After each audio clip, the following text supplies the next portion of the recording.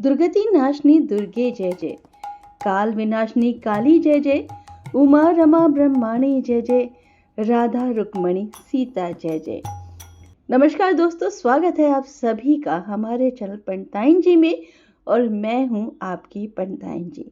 दोस्तों, आप सभी को चैत्र नवरात्रि और हिंदू नववर्ष की हार्दिक शुभकामनाएं। हिंदू धर्म में चैत्र नवरात्र का विशेष महत्व होता है क्योंकि नवरात्रि के पहले दिन मां आदि शक्ति प्रकट हुई थी। देवी के कहने पर ब्रह्मा जी ने सृष्टि का निर्माण कार्य शुरू किया था।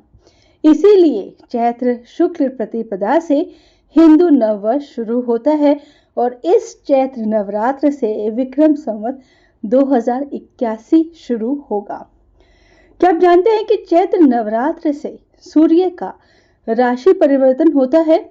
सूर्य 12 राशियों में भ्रमण करने के बाद फिर से अगला चक्र पूरा करने के लिए पहली राशि मेष में प्रवेश करते हैं।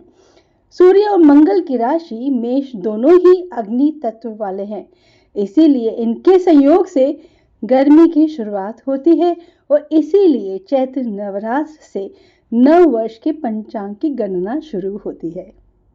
आइए जानते हैं कि इस साल चैत्र नवरात्रि कब से शुरू हो रहे हैं। कलश स्थापना का शुभ मुहूर्त क्या है? नवरात्र के 9 दिनों में माता के कौन से रूप को कौन सा भोग लगाया जाता है? हिंदू धर्म में नवरात्रि के 9 दिनों का महत्व बहुत ही खास माना जाता है। इन 9 दिनों में आदि शक्ति मां दुर्गा के 9 स्वरूपों की पूजा की जाती है। धार्मिक मान्यताओं में माना गया है कि 9 दिनों में मां दुर्गा से जुड़ी सभी शक्तियां जागृत हो जाती हैं। साधक देवी दुर्गा की पूजा करने के लिए 9 दिनों तक उपवास रखते हैं। ये 9 दिन मां दुर्गा के अलग अलग रूपों की पूजा के लिए समर्पित है। ऐसा कहा जाता है कि जो भक्त इन 9 दिनों में मां दुर्गा की भावपूर्ण और विधि विधान से पूजा करते हैं, उन्हें मनचाहा वरदान प्राप्त होता है।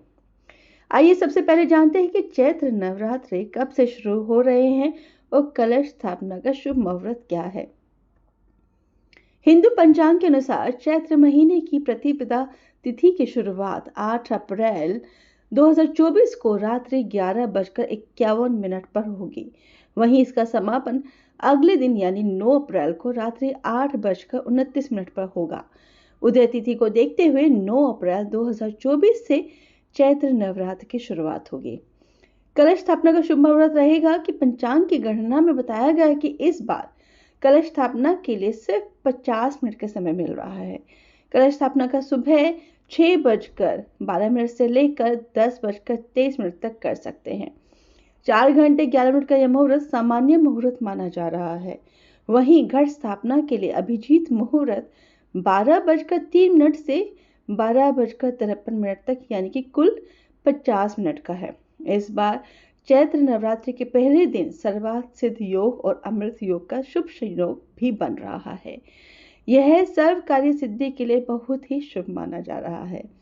अब जानते हैं देवी दुर्गा को नवरात्रि के 9 दिनों में क्या भोग लगाया जाए कि माता प्रसन्न होकर हम सभी भक्तों की सभी मनोकामनाएं पूरी कर दें।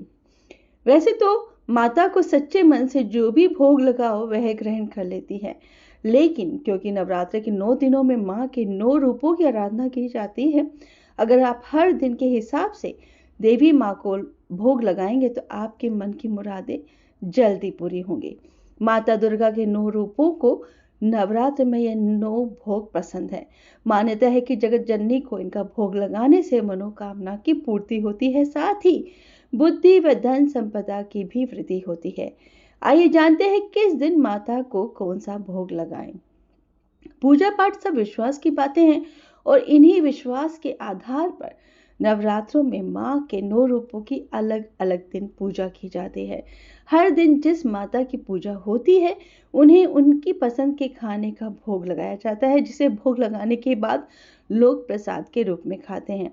लेकिन क्या आप जानते हैं कि किस दिन माता को कौन सा भोग लगाना चाहिए? नवरात्र की 9 देवियां शक्ति के 9 स्वरूप की प्रतीक है।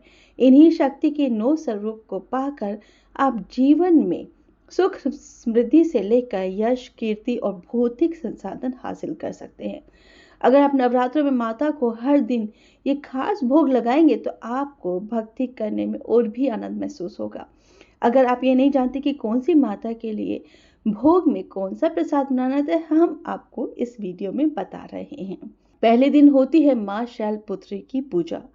नवरात्रि के पहले दिन माँ शैलपुत्री की पूजा की जाती है और इन्हें आरोग्य की देवी कहा जाता है, यानी कि इनकी पूजा करने से आपको आरोग्य रहने का वरदान मिलता है। ऐसी मान्यता है कि नवरात्र के पहले दिन गाय के शुद्ध देसी घी का भोग माता शैलपुत्री को लगाना चाहिए। ऐसा करने से आप निरोग और खुश रहते हैं। दूसरे दिन होती है माँ ब्रह्मचारिणी की पूजा। कहते हैं माँ ब्रह्मचारिणी की पूजा लोग दीर्घायु के लिए करते हैं और इनकी पूजा करने से आपको सुख स्मृति मिलती है। नवरात्र के दूसरे दिन माँ ब्रह्मचारिणी को शक्कर का भोग लगाना चाहिए। शक्कर माँ ब्रह्मचारिणी को प्रिय है और इन्हें शक्कर का भोग लगाने से माना जाता है कि अकाल मृत्यु का भय नहीं रहता है। तीसरे दिन होती है माँ चंद्रघंटा की पूजा। माँ चंद्रघंटा को नवरात्र के तीसरे दिन दूध और दूध से बनी चीजों का भोग लगाया जाता है। खीर, बर्फी, मिठाई, आप इन चीजों का माँ चंद्रघंटा को भोग लगा सकते हैं। वैसे इस दिन अगर आप मंदिर में या गरीबों को भी इन चीजों का दान दे सकते हैं। ऐसा करने से आपका हर दुख खत्म हो जाएगा और परमानंद की प्राप्ति होगी। भोग लगाने के बाद दूध या दूध की मिठाई को मंदिर में ब्राह्मण को दान दे दें। चौथे दिन होती है माँ कुष्मांडा की पूजा। माँ कुष्मांडा की पूजा करने से परीक्षा प्रतियोगिता में सफलता मिलती है, ऐसा माना जाता है। नवरात्रों के चौथे दिन देवी को माँ कुष्मांडा के रूप में पूजा जाता है। माँ कुष्मांडा को मालपुए का भोग लगाने की परंपरा है। ऐसा भी कहा जाता है कि इस दिन ब्राह्मणों को मालपुए खिलाने चाहिए। ऐसा करने से बुद्धि का विकास होता है और निर्णय लेने की क्षमता बढ़ती है। पांचवें दिन होती है माँ स्कंद माता की पूजा। नवरात्र के पांचवें दिन स्कंद माता की पूजा होती है और इस दिन माता को केले का भोग लगाकर इसे प्रसाद के रूप में खाया जाता है। केले का दान करने से भी फायदा होता है। नवरात्र के पांचवें दिन स्कंद माता की पूजा करने से आजीवन आरोग्य रहने का वरदान मिलता है। छठे दिन होती है माँ कात्यायनी की पूजा। माँ कात्यायनी को नवरात्र के छठे दिन पूजा किया जाता है। कहते हैं कि इस दिन पूजा करने से आपको बहुत लाभ होता है। माँ कात्यायनी को शहद का भोग लगाने से आकर्षण का आशीर्वाद मिलता है। जो लोग टीवी, मीडिया और फिल्म में सफलता पाना चाहते हैं वो इस दिन माता की खास पूजा करते हैं और इस दिन उन्हें शहद का भोग लगाने के बाद प्रसाद के तौर पे इसे खाते भी हैं। सातवें दिन होती है माँ कालरात्रि की पूजा। माँ कालरात्रि की पूजा आकस्मिक संकट से रक्षा करने के लिए की जाती है। इस दिन ब्राह्मणों को भी दान दिया जाता है। माँ कालरात्रि को गुड़ का भोग लगाया जाता है। माना जाता है कि गुड़ माँ कालरात्रि का प्रिय है। गुड़ का भोग लगाने के बाद लोग इसे प्रसाद के तौर पर खाते भी हैं। आठवें दिन होती है माँ महागौरी की पूजा। अष्टमी के दिन कुछ लोग कन्या पूजन भी करते हैं। इस दिन महागौरी की पूजा की जाती है और उन्हें नारियल का भोग लगाया जाता है। ऐसा माना जाता है कि जिन लोगों को संतान से जुड़ी समस्याएं होती हैं वो सब महागौरी की पूजा करने से दूर हो जाती है। 9वें दिन होती है माँ सिद्धात्री की पूजा। नवरात्र के 9 दिन माँ के हर रूप को हर दिन पूजा जाता है और सबसे आखिरी दिन में माँ के सिद्धात्री रूप की पूजा होती है और ये माना जाता है कि इस दिन माता को तिल का भोग लगाते हैं। जिन लोगों को आकस्मिक मृत्यु का भय होता है वो माँ सिद्धात्री की पूजा करते हैं और उनसे आशीर्वाद लेते हैं। दोस्तों, आशा करती हूँ कि आपको इस वीडियो में दी गई जानकारी से पूरा लाभ मिलेगा। आपकी पंडिताइन जी। दोस्तों, जैसे हमारे दादा दादी के समय में हर त्योहार और व्रत कथा सुनाने के लिए पंडिताइन जी होती थी, ठीक उसी तरह से मैं हूँ आपकी ऑफिशियल पंडिताइन जी। हमारे इस चैनल पर आपको मिलेगी हर व्रत त्योहार की कथा, पूजा विधि और विशेष उपाय। जैसे हर कथा के अंत में पंडित जी को दक्षिणा दी जाती है, वैसे ही आप भी दक्षिणा में मुझे थोड़ा सा प्यार और मेरी हर वीडियो को एक लाइक और शेयर कर दीजिएगा। अगर आप इस चैनल पर नए हैं तो इस चैनल को सब्सक्राइब जरूर कीजिएगा।